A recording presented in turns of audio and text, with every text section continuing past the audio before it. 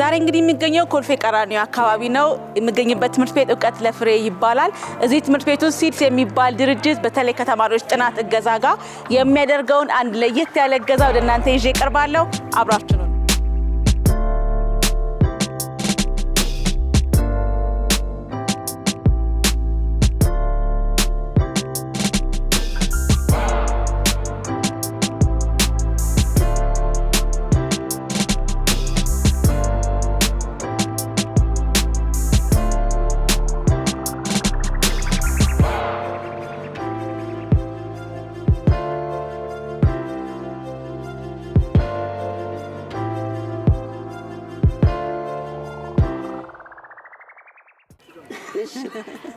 እኔ ዓለም ዘለቀ እባላለሁኝ። በሲድስ ውስጥ ለረጅም ዓመት ነው የሰራሁት። 5 ዓመት ቮለንቲር ነበርኩ። 4 ዓመት ሆኖኛል ተቀጥሬ ደግሞ መስራት ከጀመርኩኝ።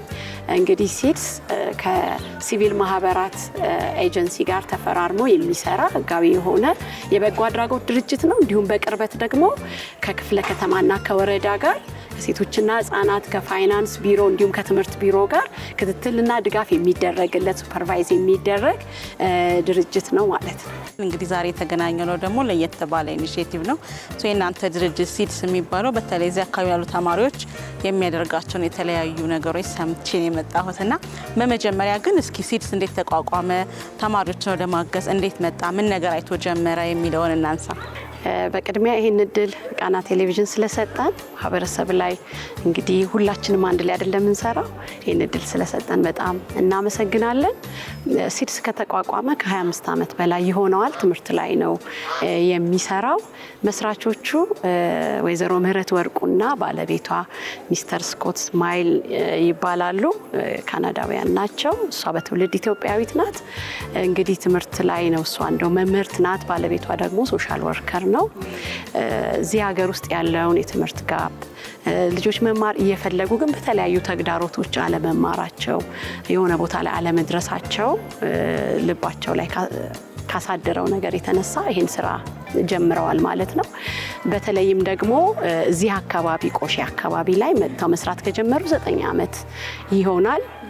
መጀመሪያ ስንጀምር የጀመርነው ብሩህ ተስፋ ትምህርት ቤት ውስጥ ነው።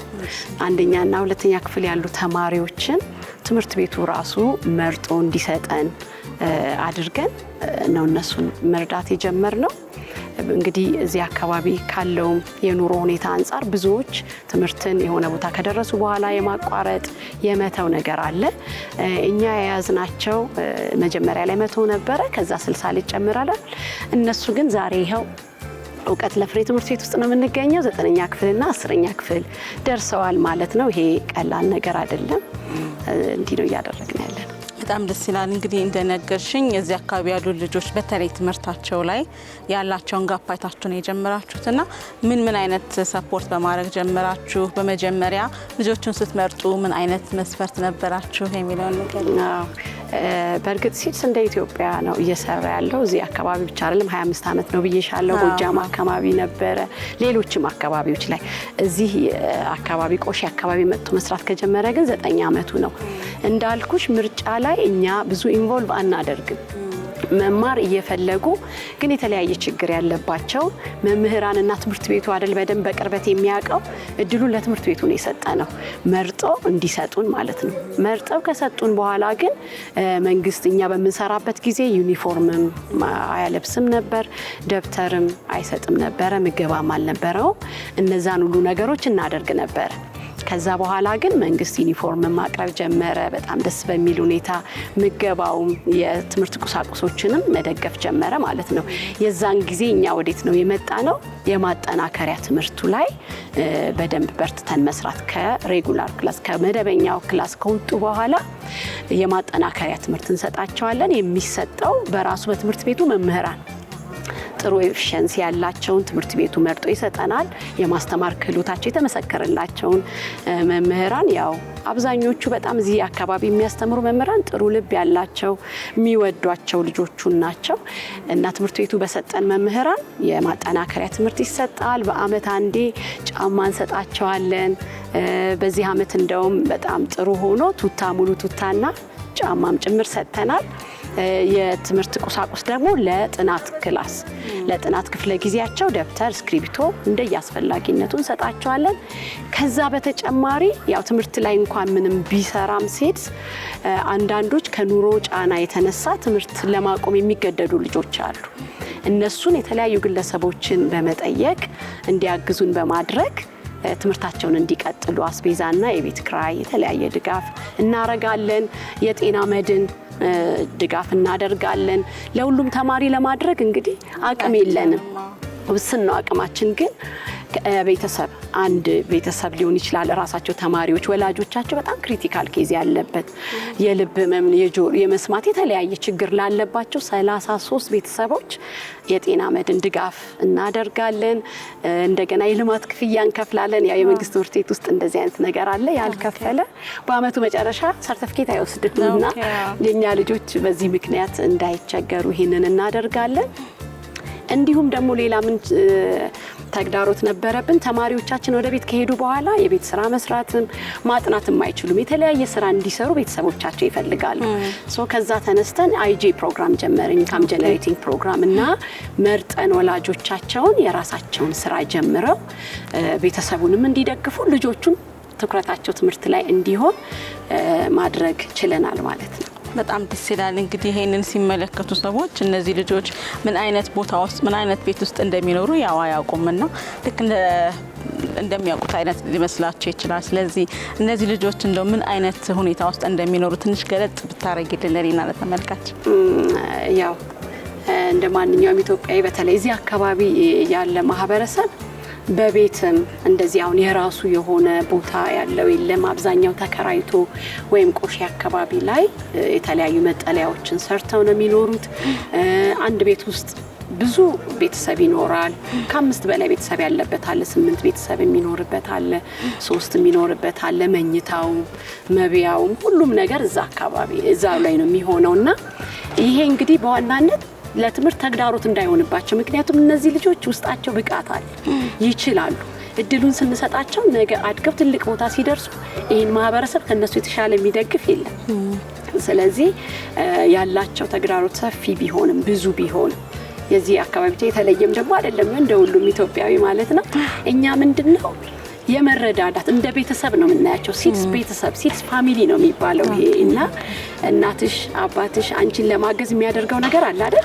ልክ እንደዛ ነው እንጂ ይሄ የተለየ ነገር እንደሆነ ማያስቡም። እንደ ቤተሰብም ነው። ለቅሶ ቢኖር እንሄዳለን፣ የተለያየ ደስታ ቢኖር እንሄዳለን። አብራናቸው ነው የምናሳልፈው። ፋሚሊ እንደ ፋሚሊ ነው የሚያዩ።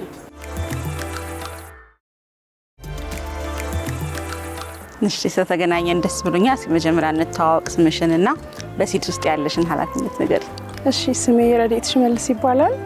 በሲድስ ውስጥ ያለኝ ስራ ያው ሶሻል ወርከርና የሂሳብ ባለሙያ ነኝ። ሁለቱንም ነው አንድ ላይ የምሰራው።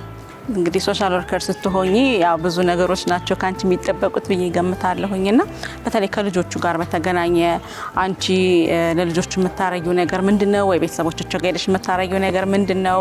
ባንቺ ከዚህ ከሶሻል ወርከር ተያይዞ የምታረጊላቸው የሙያ እገዛ ምንድነው? እኔ የምሰራው በዋናነት ወላጆችን ማማከር ላይ እንደገና አይጄ ፕሮግራም ኢንካም ጀነሬቲንግ ፕሮግራም አለ፣ እሱ ላይ ነው የምሰራው። ሌላው የተለያዩ ስልጠናዎችን እንደ ቢሮ እናዘጋጃለን። የወላጆች ስልጠና በአመት አንድ ጊዜ አለ።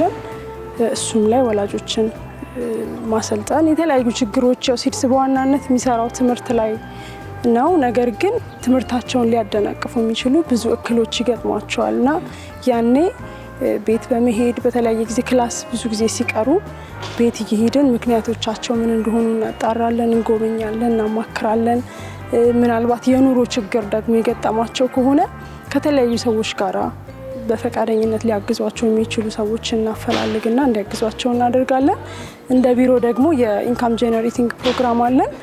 ለዛ ፈቃደኛ የሆኑ መስፈርቱን የሚያሟሉ ወላጆችን ወደ ስራ እንዲገቡ እሱን ድጋፍ አደርጋለሁ።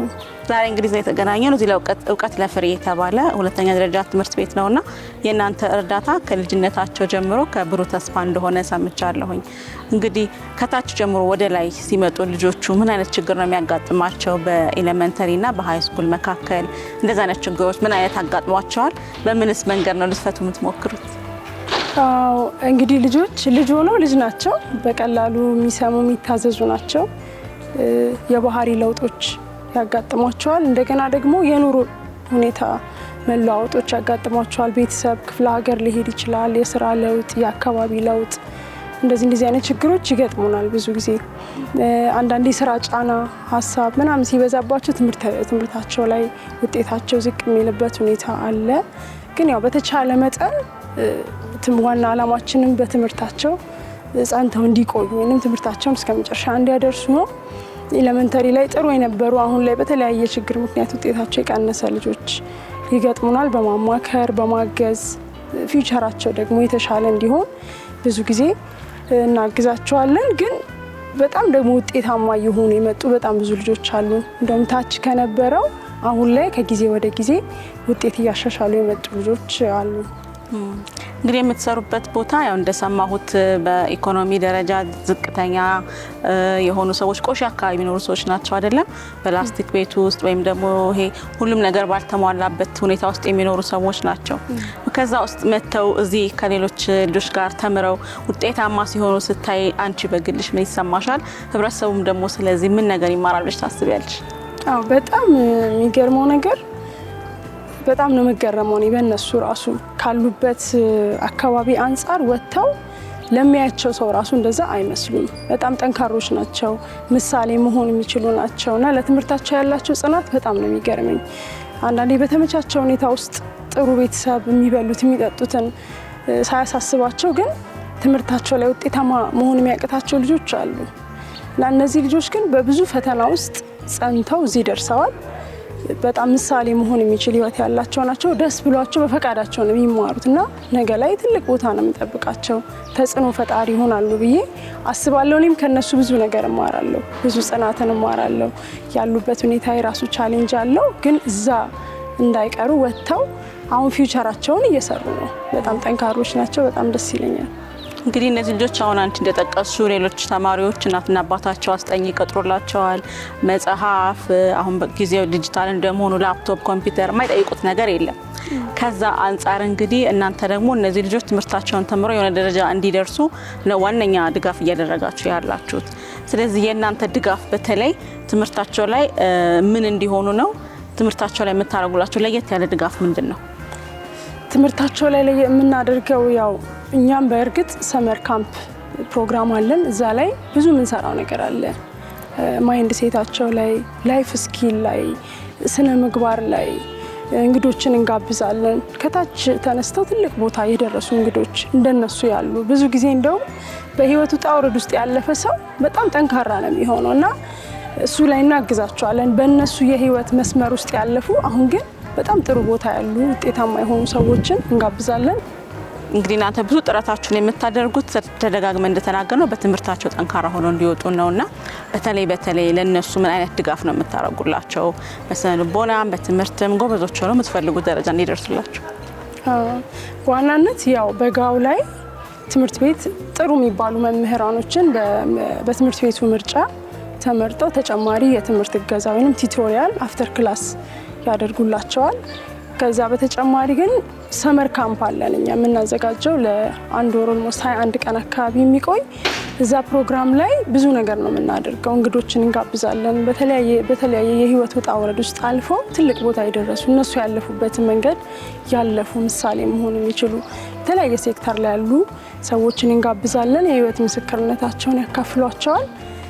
እኛም ደግሞ ላይፍ ስኪል የተለያዩ ሊጠቅሟቸው የሚችሉ ስልጠናዎችን እናዘጋጃለን። ትራማ ሂሊንግ እና የሚባሉ ብዙ ስልጠናዎች አሉ። እዛ ላይ በዋናነት እናግዛቸዋለን። አሁን ያሉበት ሁኔታ እነሱ እንደማይገልጻቸው ነጋቸው ላይ በትምህርታቸው በስነ ምግባር ቢጠነክሩ ትልቅ ቦታ መድረስ እንደሚችሉ ብዙ አብረናቸው እናሳልፋለን። ያው እሱ ላይ ነው የምናግዛቸው። በጣም ነው የማመሰግነው። እንግዲህ ጥረታችሁ ልፋታችሁ ተሳክቶ ደግሞ ውጤታማ ልጆችን ለ12ኛ ክፍል ጨርሳችሁ ዩኒቨርሲቲ እንድታደርሱ ምኞቴ ነው። በጣም ነው የማመሰግነው። እናመሰግናለን። ቴንክ ዩ።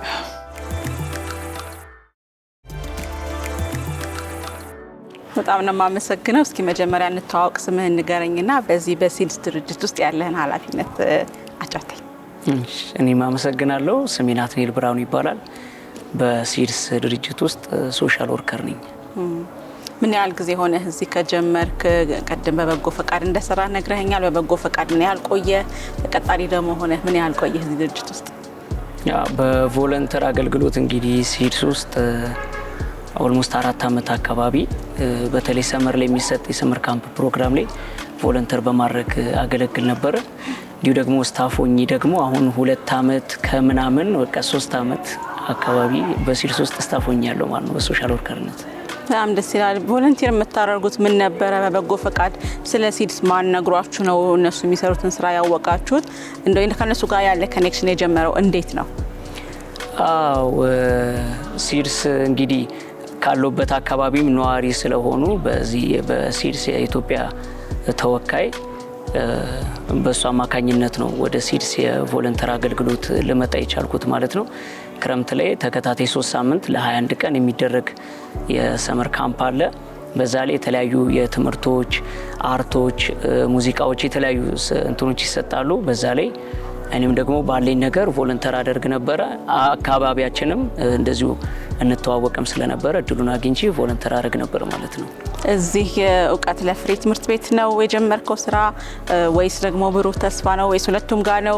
እዚህ ትምህርት ቤት ተማሪ ነህ ወይስ የት ነው የተማርከው? በትምህርት ደረጃ እውቀት ለፍሬን በእርግጥ ተምሬ ያለሁኝ 2 ዓመት 9ኛ እና 10ኛ ክፍል እውቀት ለፍሬን የተማርኩት።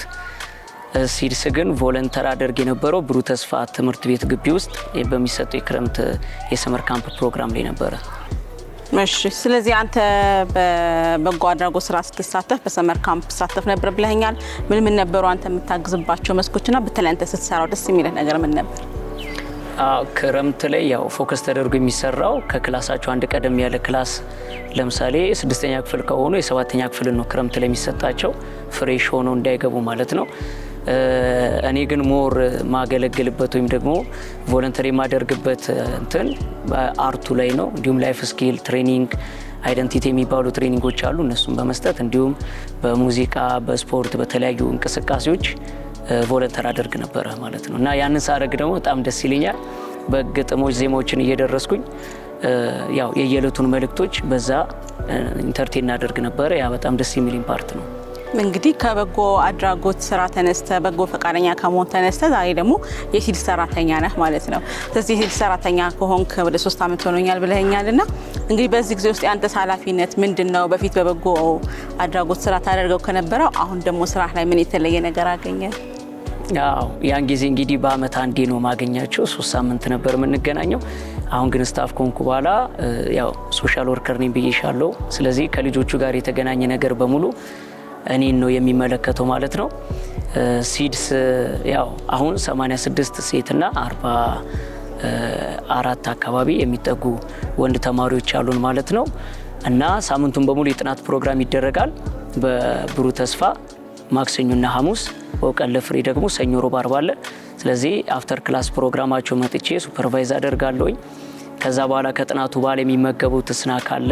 ያንንም ደግሞ እንዴት እየሆነ እንዳለ ቴስቱንም ጤነኛነቱንም ያንንም ቼክ አደርጋለሁ። ከዛ በተጨማሪ ደግሞ የመማር ማስተማሩን ስራ አስተማሪዎችን በሰዓቱ ገብተዋል ወይ ያልገቡም ወይ አስተማሪዎች ምን ተቸገሩ፣ ተማሪዎች ምን ይቀየርላቸው የሚለውን ነገር ከልጆቹ ጋር ያለውን ኢንቫይሮንመንት እኔ ነኝ ሃንድል የማደርገው። በዛ ላይ ነው ያለሁት ማለት ነው። እና ልጆቹን ቀን በቀን በሚባል ደረጃ አገኛቸዋለሁ። ከዛ ውጪ ደግሞ እንደ ወንድም እንደ ጓደኛ ከስራ በተጨማሪ ደግሞ የማማከር አገልግሎቶችንም ደግሞ ሰጣለሁኝ። የሚቸግራቸው ነገር ካለ የተለያዩ ጥያቄዎችን ያነሳሉ። ቲኔጀሮች ስለሆኑ ያንግ ስለሆኑ የተለያዩ ጥያቄዎች አለባቸው። ስለዚህ ያንን ነገር እንዴት ነው መፍትሄ ልናበጅ የምንችለው የሚለውን ነገር ያንን እናደርጋለን ማለት ነው። ያው ልጆቹን እኛ ራሳችን አለም ሰሌክት ያደረግነው ትምህርት ቤቱ በራሱ እነዚህ ልጆች ቢታገዙ ጥሩ ውጤት ሊያመጡ ይችላሉ፣ የደከሙት ሊበረቱ ይችላሉ ብሎ ራሱ ትምህርት ቤቱ የሰጠንን ልጆች ነው ይዘን ወደ ወረዳው የሄድ ነው። ወረዳው ደግሞ እንደዚሁ ተመሳሳይ የበጎ አድራጎት ድርጅት ውስጥ አሉ ወይ የሚለውን የመለየት ስራ፣ ምክንያቱም እንደዚህ አይነት የማህበረሰብ አቀፍ ስራ ሲሰራ ድግግሞሽ እንዳይኖር ያንን የመለየት ስራ አድርገን ከዛ በኋላ ነው የተቀበልናቸው ልጆቹን ማለት ነው። መምህራኖችም እንደዚሁ በትምህርት ቤቱ የብቃት መለኪያ መሰረት ጥሩ አቅም ላይ ያሉ ልጆችን ቢያስተምሩ ደግሞ በትምህርታቸው የበለጠ ተጽዕኖ ሊፈጠርባቸው ይችላል የሚሉትን አስተማሪዎች ሰጥቶን በእነሱ መስፈርት ነው እኛ የተቀበልናቸው ማለት ነው። እንግዲህ እስከ 8 ብሩህ ተስፋ ነበርን። 9ና 10 ደግሞ አሁን ልጆቻችን እዚሁ ቀለፍሬ መጥተዋል። 10ኛ ክፍል ወደ 19 ልጆች አሉን። 9ኛ ክፍል ደግሞ ወደ 18 ልጆች፣ በአጠቃላይ 37 ልጆች በሃይ ስኩል ላይ ይገኛሉ። ሰኞ ሮብ አርብ መደበኛ ጥናት ያደርጋሉ። ከጥናት በኋላ የስናክ ፕሮግራም አለ።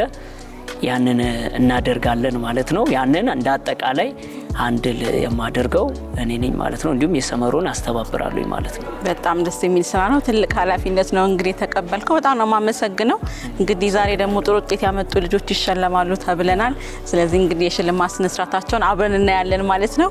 በጣም አመሰግናለሁ። እንግዲህ መልካም የስራ ጊዜ ይሁንልህ። ያሰባችሁ ተሳካላችሁ ማለት እወዳለሁ። አመሰግናለሁ። አሜን። እኔም በጣም አመሰግናለሁ። ቴንክ ዩ። እሺ፣ መምህር አሸናፊ ይባላለሁ። የእውቀት ለፍሬ ሁለተኛ ደረጃ ትምህርት ቤት ዋና ርዕሰ መምህር ነኝ። ከሲድስ ጋራ 2016 ነው አብረን መስራት የጀመርነው እንደ አንድ ሀገር በቀል ድርጅት። ከነሱ እንደሰማሁት አዲስ ህይወት የሚባል ትምህርት ቤት ላይ አብረው ነው ሲሰሩ የቆዩት ከተማሪዎቹ ጋር። ከዛ ነው ይዘዋቸው የመጡት። እኛ ጋር ከመጡ በኋላ በአጠቃላይ ተማሪዎቹን ለእኛ የማስረከብና ያሉበትን ሁኔታ የማስረዳት ኮሚኒኬሽን ነው የነበረን በሰዓቱ። ከዛ ጊዜ ጀምሮ ያው በሁለት መልኩ ነው ሲደግፏቸው የነበረው። የመጀመሪያ እኛ ጋር ሲሰሩላቸው የነበሩ ሌሎች ተጨማሪ ድጋፎች ቢኖሩም ማለት ነው ሁለት ነው። አንዱ ምሳ ያበሏቸው ነበረ። በተመሳሳይ ደግሞ ልክ አፍተር ክላስ ቲቶሪያል ይሰጣቸው ነበረ። አፍተር ክላስ ቲቶሪያል ከጨረሱ በኋላ ደግሞ እንደገና መክሰስ ይበላሉ እነዚህ ልጆች። በዚህ ሂደት ውስጥ በባለፈው ዓመት የውጤት አፈጻጸማቸው በርካቶቹ እዛ ውስጥ የሚደገፉት ተማሪዎች አንደኛ ሁሉም አለፉ ከ9ኛ ክፍል ወደ 10ኛ ክፍል፣ ሁለተኛ የደረጃ ተማሪ ሆኑ። ስለዚህ የደረጃ ተማሪዎችን ነው ይዘውልን የመጡት። ለኛ መልካም አጋጣሚ ናቸው። በአጠቃላይ ድርጅቱ ለኛ መልካም አጋጣሚ ነው። አሁን ትውልዱ ካለበት ሁኔታ አንፃር እንደዚህ አይነት ልጆች አግኝቶ መደገፍ ሲምፕል ነገር ነው። አሁን ከባዱን ነው እኛ እየታገልን ያለነው እና ሲድስ በጣም ጥሩ ልጆች በስነ ምግባርም በውጤትም ወደፊት መሄድ የሚፈልጉና ነገ ህልም ያላቸው ነው ይዘውልን የመጣው። በዚህ ምክንያት ከነሱ ጋር በደንብ መስራትን ፍላጎት አደረብን፣ እየሰራን ያለነው። ያው መምህራንን ልጆቹ መማር ከጀመሩ በኋላ ነው ያያሉ ተማሪዎቻቸውን። ከዛ የትኛው መምህር ቢሆንላችሁ ይሻላል የሚለውን ከነሱም ሀሳብ እንወስዳለን። እኛም ካላቸው ልምድ አንፃር ኮሚኒኬት እናደርጋለን ከነሱ ጋር። ይህን ካደረግን በኋላ የእነሱ ምርጫና የእኛን የልምድ እይታ አድርገን ተማሪዎቹን እንመርጥላቸዋለን። አንደኛ ተማሪዎቹ በሚሰጣቸው በመምህራኖቹ አሰጣጥ በጣም ደስተኞች ናቸው። ለዛ ምልክቱ ደግሞ እያመጡ ያለው ውጤት፣ ለምሳሌ የዚህ 2017 የውጤት አፈጻጸም ብንመለከት ከ9ኛ ክፍል ሁለተኛ ከሆል ሴክሽን ሁለተኛ ያወጣው 95.46 ያመጣው ተማሪ የሲድስ ተማሪ ነው፣ ከ9ኛ ክፍሉ ማለት ነው። ስለዚህ የተመረጠላቸው አግባብነት ያለው ምርጫ ነበረ፣ ሊያስይዟቸው የሚችሉ ነበሩና በዛው ልክም እንገመግማለን። ምንድነው ያለው ከመምህራኖቹ ጋር። መምህራኖቹ አሁን ስለሚሰጣቸው አንዳንድ ማበረታቻ ሳይሆን ውጤታማ እና ሊይዙ የሚችሉ ተማሪዎች ስላገኙ ብቻ ደስተኛ ናቸው። ለነሱ ተዘጋጅተው የሚገባቸውን በደንብ ሬዲ ሆነው ይመጣሉ። በዚህ ምክንያት ያው ልጆቹም ውጤታማ ናቸው፣ መምህራኖቹ አንድ ጎን ለጎን ውጤታማ ናቸው። መምህር አስተምሮ የሚገባው ነገር ላይ ካደረሰ ከዛ በላይ የህሊና እርካታ የለም። ከዚህ አንፃር መምህራኖቹም ደስተኛ ናቸው፣ ተማሪዎቹም በጣም ደስተኛ ናቸው አሁን ባለው ተጨባጭ ሁኔታ። ስሜ አይን አዲስ አስቻለው ይባላል። የእውቀት ለፍሬ ሁለተኛ ደረጃ ትምህርት ቤት የ9ኛ ክፍል ተማሪ ነኝ። ያው ሲድስ ፕሮጀክት ላይ የገባሁት ከ1ኛ ክፍል ጀምሮ ነው እና ከመጀመሪያ ጀምሮ ከስር ቤዛ ሲዞን ነው የመጣው። ያጣናን ስታይሉንም እንዴት እንደሆነ ሰፖርት ያደርገናል እና በሱ መሰረት ነው ይሄን ያለ ነው። እስካሁን እግዚአብሔር ይመስገን ካሉ ተማሪዎች በሙሉ የሲድስ ተማሪዎች በጣም ቆንጆ ውጤት ነው ያላቸው። ሚኒስትሪ በእርግጥ አስመስጋኝ ውጤት አይደለም፣ ግን በፕሮግራም በጣም ስናጠና ነበር፣ በደንብ ነበር ያጠናነው፣ ግን እንደጠበቅነው አላገኘንም። እሱ ደግሞ እንግዲህ የእግዚአብሔር ፍቃድ ነው። ያው እነሱ እንዳልኩሽ ከድሮ ጀምሮ ሰፖርት ያደርጉናል እና እኛም እየሄድን ነው እያጠናን ነው። ያው ከኛ ጉድለት ካልሆነ በስተቀር በእሱ ምክንያት ዝቅተኛ ውጤት አምጥተን አናውቅም። ያው አንዳንድ የራሳችን ሰው ስትሆኚ የራስሽ ጉድለት ይኖርሻል እና እሱ በአሪፍ ሁኔታ እያስኬድ ነው ያለ ነው። አሪፍ ነው።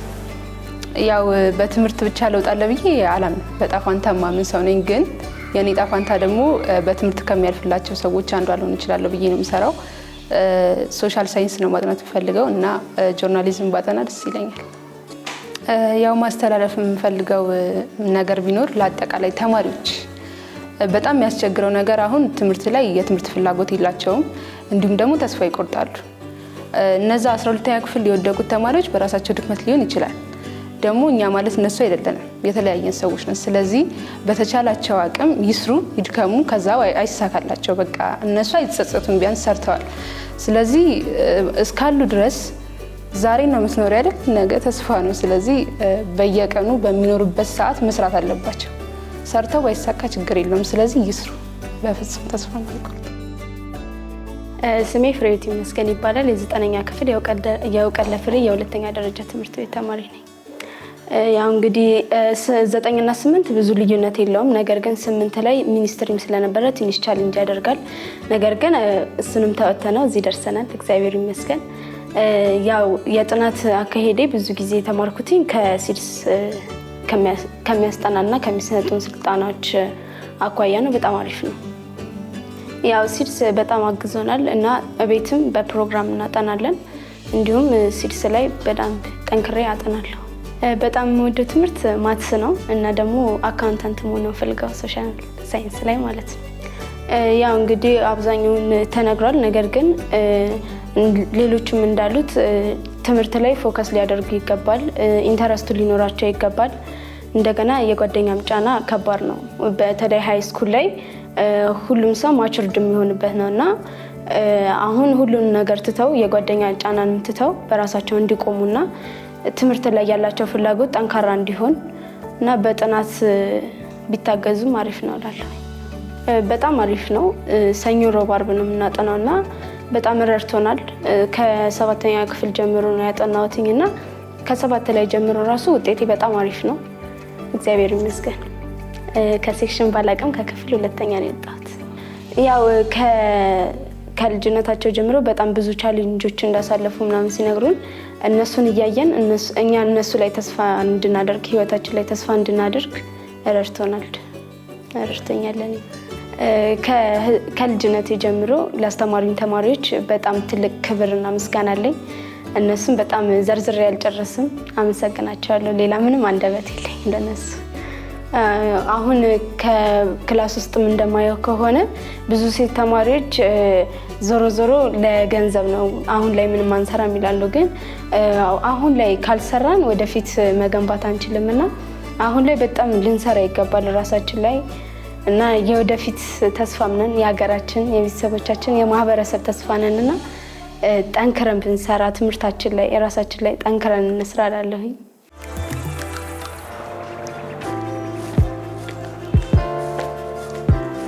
እንግዲህ ዛሬ በእውቀት ለፍሬ ትምህርት ቤት ያደረግነው ቆይታ ይሄን ይመስል ነበረ። ተማሪዎች ትንሽ ሲታገዙ ምን ያህል በውጤታቸው ላይ ከፍ ያለ ነገር ሊያመጡ እንደሚችሉ እገዛ ማድረግ ምን ያህል ጠቀሜታ እንዳለው የዛሬው ፕሮግራም ያሳያችኋል ተስፋ እናደርጋለን። ሳምንት በሌላ ፕሮግራም እንገናኛለን። መልካም ጊዜ።